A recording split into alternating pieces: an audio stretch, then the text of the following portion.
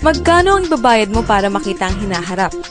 Higit sa lahat, kung nakita mo ng hinaharap, sasamantalihin mo ba ang pagkakataon? O magiging isang nasayang na pagkakataon? Mga stocks na dapat sana binenta mo, isang lupa na dapat pala binili mo, ang pagkakataong pinalagpas mo. Ilan pang pagkakataon ang darating sa buhay mo? Maaari, ito na ang huli.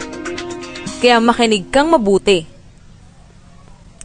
Once every 10 years, merong dumarating na talagang nagmamarka sa atin. Noong 70s, lumabas ang VCRs. Noong 80s naman, sumikat ang mga personal computer. Dekada 90, nauso ang internet. Ang mga taong sumabay sa kalakasan ng personal computers noong 80s, naging mga milyonaryo. Yung mga matatalinong ginamit naman ng internet upang magpayaman noong 90s, mga bilyonaryo na. Ano sa tingin mo ang mangyayari sa susunod na 10 taon? Sa best-selling books na The Next Trillion and Wellness Revolution ng kilalang economist na si Paul Zane Pilzer, sinabi niya na sa dekadang ito, may additional $1 trillion every year ang magagastos ng US sa industriya ng kalusugan o wellness industry. Ang mga healthy people ay bibigyan ng mga products that will make them feel even healthier, look better, at pababagalin ng epekto ng pagtanda o para maiwasan ang development ng sakit.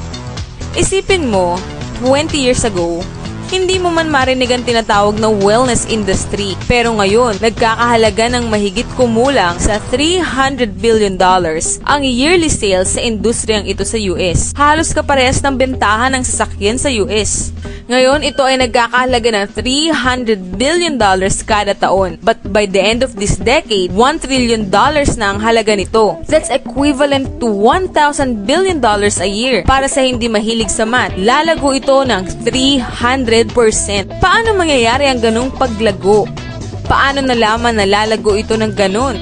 Dahil yan sa mga baby boomers. Naririnig mo na sila this past 20 years. Sila ang mahawak ng ating economy for over 20 years. Ito na ang tamang panahon para makasama ka dito. Ang mga baby boomers ay umiidad 40s and 50s. Ito ang mga taon ng kalakasan ng kanilang pagkita. Mas maraming dollars at maraming panggastos. Ang mga boomers ang nagpalago sa housing industry, SUVs, personal computers at internet. In short, ang mga baby boomers ang bumubuo sa 6 trillion ng $12 trillion economy ng US. Although less than 30% sila ng US population, binubuo nila ang kalahati ng gross domestic product ng US. Higit sa lahat, nakahanda silang magdagdag ng 1 trillion sa $6 trillion na ginagastos nila para mapanatili ang isang bagay na higit pa sa kanilang SUV, kondo o computer man.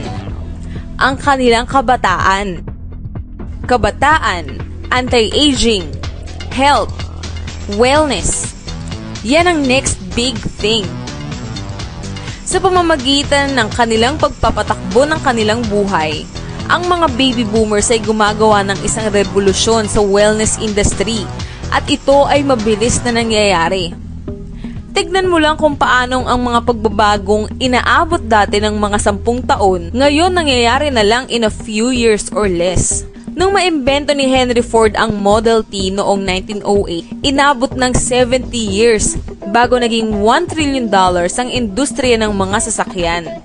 Nang ilabas ng IBM ang pinakaunang personal computer noong 1981, inabot lang ng 10 years upang maging $1 trillion ang computer industry at malagpasan ang industriya ng mga sasakyan.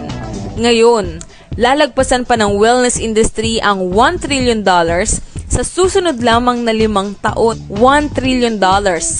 That's $2.7 billion every day, $114 million every hour, $1.9 million every minute.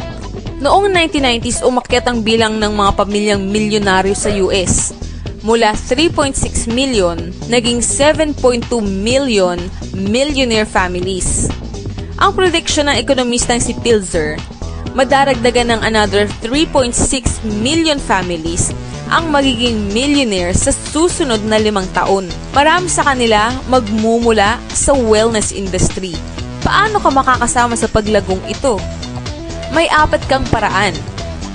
Una, bilang isang practitioner. Ikalawa, bilang isang manufacturer.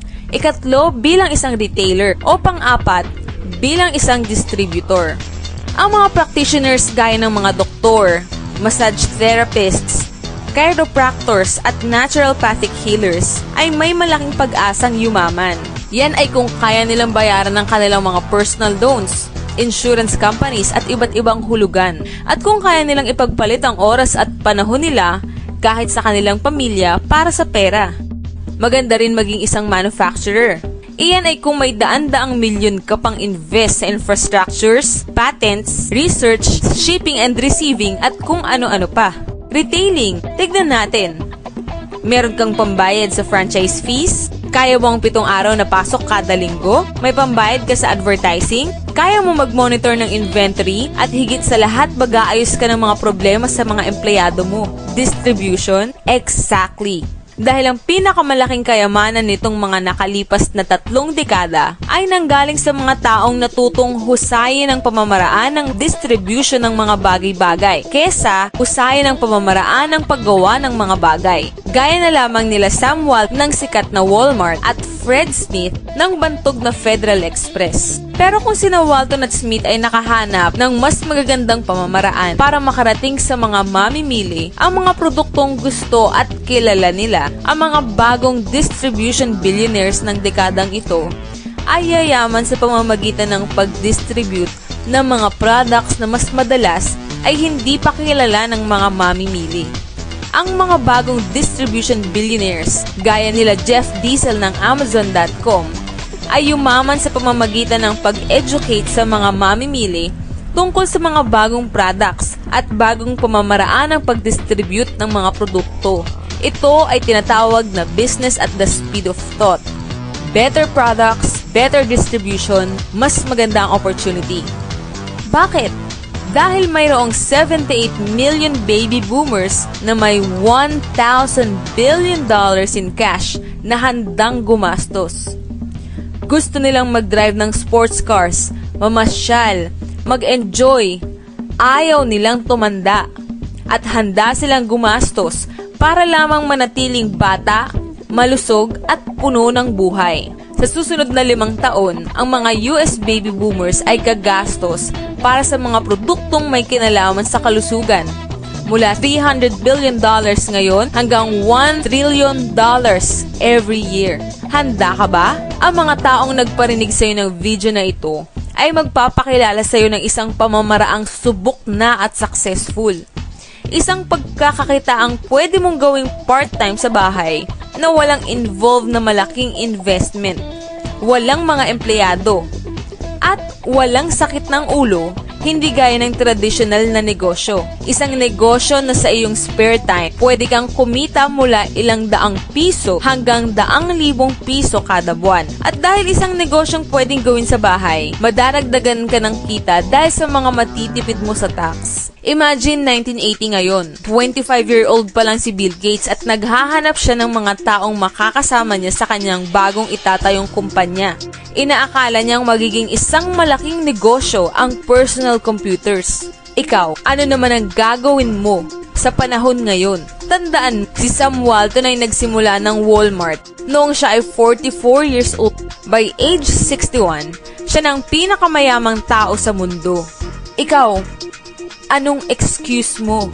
One thing is for sure. Kung napanood mo ang video na ito at kung nakinig ka, hindi mo pwedeng sabihin na hindi mo ito nalaman. Kapag ang mga anak mo at mga apo mo nagtanong tungkol sa mga naging mayaman noong early 21st century, anong sasabihin mo sa kanila?